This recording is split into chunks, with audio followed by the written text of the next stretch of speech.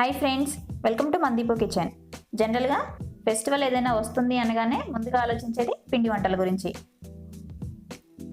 అందుకే 5 రకాల పిండి వంటల్ని ఈ వీడియోలో చూపించబోతున్నాను. ఏ కన్ఫ్యూజన్ లేకుండా అవైలబిలిటీని బట్టి పిండి వంటల్ని ప్రిపేర్ చేసుకోండి. అలానే మా ఛానల్ని ఇంకా సబ్స్క్రైబ్ చేయకపోతే వెంటనే సబ్స్క్రైబ్ చేసి నోటిఫికేషన్స్ మిస్ అవ్వకుండా ఉండడం కోసం పక్కనే ఉన్న బెల్ ఐకాన్ని క్లిక్ చేయండి. ముందుగా సకినాల్ని ఎలా ప్రిపేర్ చేసుకోవాలో చూద్దాం. దానికోసం 1/2 kg బియ్యంని 3 లేదా 4 గంటల పాటు నానబెట్టుకోవాలి. లేదంటే 1 గంట పాటు వేడి నీళ్ళల్లో పోసినా కూడా బియ్యం బాగా నానతాయి. ఆ తర్వాత వాటర్ లేకుండా ఈ విధంగా వడపోసుకొని లేదంటే ఒక కాటన్ క్లాత్లో వేసుకొని ఈ విధంగా తడి లేకుండా చేసుకున్న తర్వాత పిండి పట్టించుకోవాలి. మిల్లులో అయినా పట్టించుకోవచ్చు, లేదంటే ఈ విధంగా మిక్సీ జార్లో వేసుకొని పౌడర్ చేసుకోవాలి. ఆ తర్వాత జల్లెడ చేసి పిండిని తీసుకొని పక్కన పెట్టుకోవాలి. ఈ విధంగా గ్రైండ్ చేసుకున్న పిండిని ఒక బౌల్లోకి తీసుకొని దీనిలో 2 టేబుల్ స్పూన్ల వాము, 1/2 టేబుల్ స్పూన్ జీలకర్ర, 50 గ్రాములు అంటే 3 టేబుల్ స్పూన్లు నువ్వుల్ని యాడ్ చేసుకోవాలి. ఇక్కడ సకినాలకి టేస్ట్ వాము అలాగే నువ్వులతోనే వస్తుంది. దీనిలోనే రుచికి సరిపడా సాల్ట్ని యాడ్ చేసుకొని ఒకసారి మిక్స్ చేసుకోవాలి. అత్త కొద్దిగా వాటర్ పోసుకుంటూ పిండిని ఈ విధంగా ప్రెస్ చేసుకుంటూ కలుపుకోవాలి. పిండి ఎంత బాగా కలిపితే సకినాలు విరిగిపోకుండా అంత చక్కగా వస్తాయి. మనం కలుపుకున్న పిండి సకినం వేసుకోవడానికి వీలుగా ఉండేలాగా కలుపుకోవాలి. పిండిని కలుపుకున్న తర్వాత ఒకసారి ఈ విధంగా టెస్ట్ చేసుకుంటే సరిపోతుంది. ఆ తర్వాత ఒక కాటన్ క్లాత్ తీసుకొని చేతిలో కొద్దిగా పిండి ముద్దను తీసుకొని ఫస్ట్ ఈ విధంగా సన్నగా అనుకొని ఆ తర్వాత వేళ్ళ మధ్యలో తిప్పుకుంటూ సకినాన్ని చుట్టుకోవాలి. సకినాన్ని ఫస్ట్ టైం చుట్టే వాళ్ళైతే సకినం విరిగిపోవడం కానీ లేదంటే లావుగా రావడం జరుగుతుంది. కొంచెం ప్రాక్టీస్ చేస్తే ఈ విధంగా నీట్గా వస్తుంది. అన్ని సకినాలని కాటన్ క్లాత్ పైన ఈ విధంగా చుట్టుకొని కొంచెం ఆరనివ్వాలి. సకినం పైన తడిపోయిన తర్వాత ఒక ప్లేట్ తీసుకొని దానికి కొద్దిగా ఆయిల్ని అప్లై చేసుకొని ఈ విధంగా ప్లెయిన్గా ఉన్న ఒక గరిటె కానీ ప్లెయిన్గా ఉన్న ప్లేట్తో కానీ తీసుకొని వేరే ప్లేట్లోకి ట్రాన్స్ఫర్ చేసుకోవాలి. ఇప్పుడు డీప్ ఫ్రై సరిపడా ఆయిల్ తీసుకొని ఆయిల్ బాగా వేడైన తర్వాత సకినాన్ని స్లోగా వదులుకోవాలి. సకినాలను వేసిన వెంటనే కదిలించకుండా 1 నిమిషం పాటు అలా వదిలేసి ఆ తర్వాత ఒకదాని నుంచి ఒకదానికి సపరేట్ చేసుకోవాలి. సకినాలు ఫ్రై చేసుకునేటప్పుడు స్టవ్ని హై ఫ్లేమ్లోనే ఉంచుకొని ఈ విధంగా 2 వైపులా తిప్పుకుంటూ సకినం కొంచెం కలర్ చేంజ్ అయిన తర్వాత ఆయిల్ నుంచి సపరేట్ చేసుకోవాలి. మరీ ఎర్రగా కాల్చకూడదు, ఈ విధంగా కాలిస్తే సరిపోతుంది. అంతే, ఎంతో టేస్టీగా కరకరలాడుతూ క్రిస్పీగా ఉండే సకినాలు రెడీ అయిపోయాయి. ఇప్పుడు కజ్జికాయలను ఎలా ప్రిపేర్ చేసుకోవాలో చూద్దాం. ఈ కజ్జికాయలని బెల్లంతో కానీ షుగర్తో కానీ ప్రిపేర్ చేసుకోవచ్చు. మనం ఇక్కడ బెల్లంతో ఎలా ప్రిపేర్ చేసుకోవాలో చూద్దాం. దానికోసం ఒక మిక్సింగ్ బౌల్ తీసుకొని దానిలో 1/2 kg మైదా పిండి, కొద్దిగా ఉప్పు, 2 లేదా 3 టేబుల్ స్పూన్ల ఆయిల్ని వేడి చేసుకొని వేడివేడిగా ఉన్న ఆయిల్ని యాడ్ చేసుకోవాలి. సాల్ట్ని యాడ్ చేయడం వలన పిండి చప్పగా లేకుండా టేస్ట్ బాగుంటుంది. అలాగే ఆయిల్ యాడ్ చేయడం వలన కజ్జికాయలు క్రిస్పీగా వస్తాయి. ఇప్పుడు కొద్దిగా వాటర్ పోసుకుంటూ పిండిని ఈ విధంగా సాఫ్ట్గా కలుపుకొని ఒక 10 నిమిషాల పాటు పక్కన పెట్టుకోవాలి.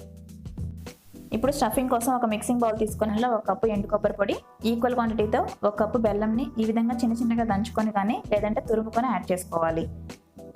దీనిలోనే 1/2 కప్పు నువ్వుల్ని దోరగా వేయించుకొని ఈ విధంగా పౌడర్ చేసుకొని యాడ్ చేసుకోవాలి. 1/2 కప్పు పల్లీలని దోరగా వేయించుకొని పొట్టు తీసేసి ఈ విధంగా పౌడర్ చేసుకొని యాడ్ చేసుకోవాలి. దీనిలోనే 1/2 టేబుల్ స్పూన్ ఇలాచీ పౌడర్ యాడ్ చేసుకోవాలి. దీంతో పాటుగా కొన్ని డ్రై ఫ్రూట్స్ని ఈ విధంగా చిన్న ముక్కలుగా కట్ చేసుకొని యాడ్ చేసుకోవాలి.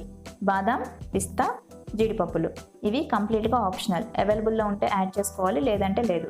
టేస్ట్ బాగుంటుందన్న ఉద్దేశంతో యాడ్ చేశాను. ఆ తర్వాత అన్నీ కలిసే విధంగా ఈ విధంగా మిక్స్ చేసుకోవాలి. స్టఫింగ్ని పక్కన పెట్టుకొని ముందుగా మనం కలిపి తీసుకున్న పిండిని మళ్ళీ ఒక 2 నిమిషాల పాటు కలుపుకున్న తర్వాత చిన్న ముద్దలు చేసుకోవాలి. ఇప్పుడు కొద్దిగా పిండిని చల్లుకుంటూ పూరీని ప్రిపేర్ చేసుకోవాలి. ఇప్పుడు కజ్జికాయల మౌల్డ్ తీసుకొని దానిపైన పూరీని పెట్టుకొని స్టఫింగ్ని ఫిల్ చేసుకోవాలి. స్టఫింగ్ ఫిల్ చేసుకున్నప్పుడు కజ్జికాయలు నిండుగా ఫిల్ చేస్తే కజ్జికాయల టేస్ట్ చాలా బాగుంటాయి. ఇప్పుడు ఎడ్జెస్కి వాటర్ని ఇలా కొంచెంగా తడుపుకోవాలి. ఇలా తడపడం వలన కజ్జికాయలు చీలిపోకుండా ఉంటాయి. ఇప్పుడు కజ్జికాయల మౌల్డ్ని క్లోజ్ చేసి కొంచెం ప్రెస్ చేసి ఎక్సెస్గా ఉన్న పిండి మొత్తాన్ని తీసేసుకోవాలి. కజ్జికాయలు ప్రిపేర్ చేసినప్పుడు ఎక్కడ పిండి చీలిపోకుండా చూసుకోవాలి. పిండి చీలిపోయిందంటే ఆయిల్లో మొత్తం స్టఫింగ్ వెళ్ళిపోయి ఆయిల్ అంతా పాడైపోతుంది. ఇప్పుడు స్లోగా మౌల్డ్ నుంచి కజ్జికాయని సపరేట్ చేసుకోవాలి. ఈ విధంగా అన్ని కజ్జికాయలని సపరేట్ చేసుకొని పక్కన పెట్టుకోవాలి. ఇప్పుడు డీప్ ఫ్రై సరిపడా ఆయిల్ తీసుకొని ఆయిల్ బాగా వేడైన తర్వాత స్టవ్ని మీడియం ఫ్లేమ్లో పెట్టుకొని కజ్జికాయలని టర్న్ చేసుకుంటూ 2 వైపులా కూడా గోల్డెన్ కలర్ వచ్చేంత వరకు ఫ్రై చేసుకోవాలి. ఈ విధంగా గోల్డెన్ కలర్ వచ్చినప్పుడు మాత్రమే కజ్జికాయలు బయట క్రిస్పీగా ఉంటాయి. అంతే, చాలా సింపుల్గా టేస్టీగా ఉండే కజ్జికాయలు రెడీ అయిపోయాయి. ఇప్పుడు చాలా టేస్టీగా సాఫ్ట్గా ఉండే అరిసెల్ని ఎలా ప్రిపేర్ చేసుకోవాలో చూద్దాం. దానికోసం ముందుగా తడిపిండిని తీసుకోవాలి. తడిపిండి మనం సకినాలకి ఎలా అయితే ప్రిపేర్ చేసుకున్నామో అలాగే ప్రిపేర్ చేసుకోవాలి. 1/2 kg బెల్లంకి 3/4 kg బియ్యం పిండి అయితే కరెక్ట్గా సరిపోతుంది. బెల్లంని ఈ విధంగా చిన్న చిన్న ముక్కలుగా చేసుకొని ఒక బౌల్లోకి యాడ్ చేసుకోవాలి. దీనిలోనే ఎక్కువగా వాటర్ యాడ్ చేయకుండా ఒక 1/2 గ్లాస్ వాటర్ని యాడ్ చేసుకొని బెల్లం పాకం రెడీ చేసుకోవాలి. అరిసెలు చేసుకునే విధానం మొత్తం పాకం పైనే డిపెండ్ అయి ఉంటుంది.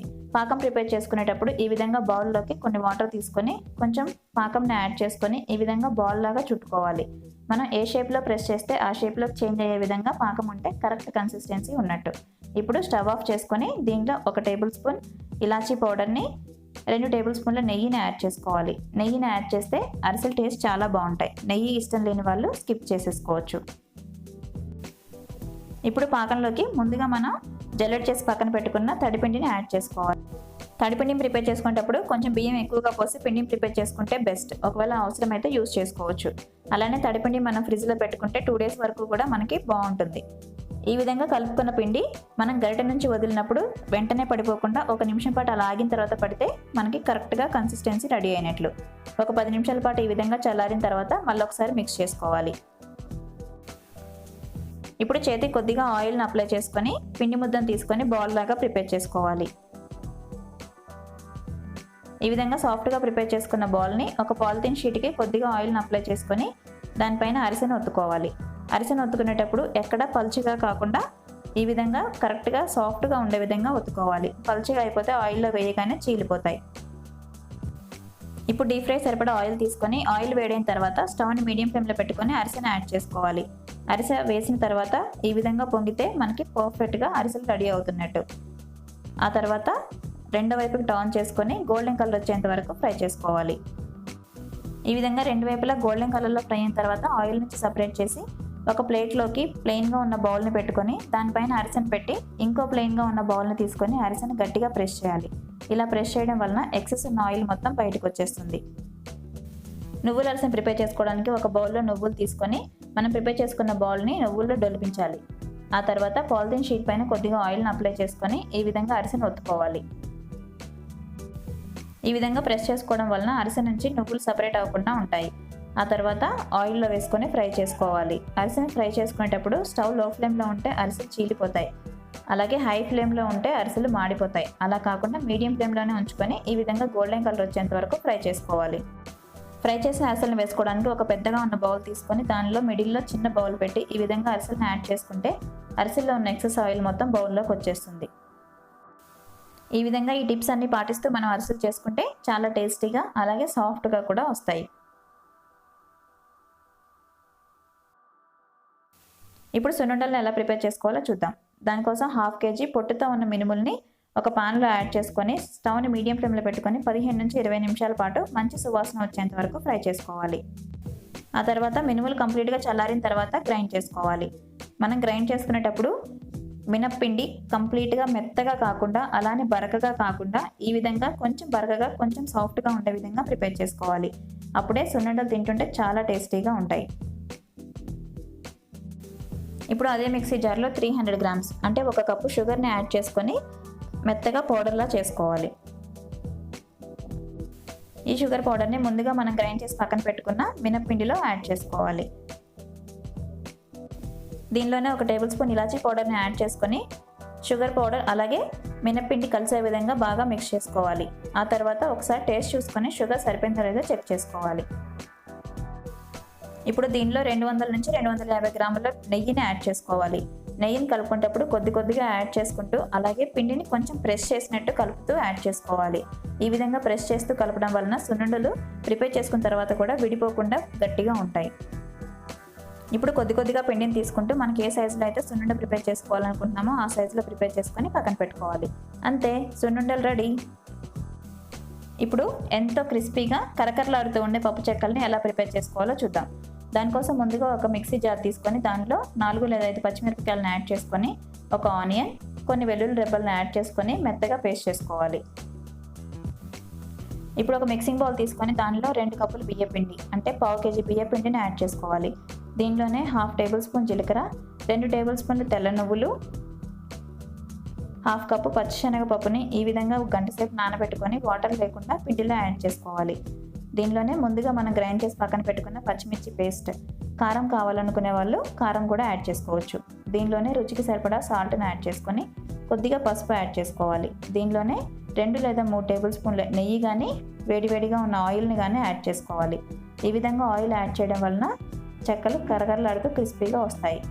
ఈ విధంగా ఒకసారి మిక్స్ చేసుకున్న తర్వాత కొద్దిగా వాటర్ని యాడ్ చేసుకుంటూ పిండిని కలుపుకోవాలి. దీనిలోనే కొద్దిగా కరివేపాకు, కొద్దిగా కొత్తిమీరని కూడా కట్ చేసుకొని యాడ్ చేసుకోవాలి. పిండి కన్సిస్టెన్సీ ఈ విధంగా ఉండేలాగా కలుపుకొని పక్కన పెట్టుకోవాలి.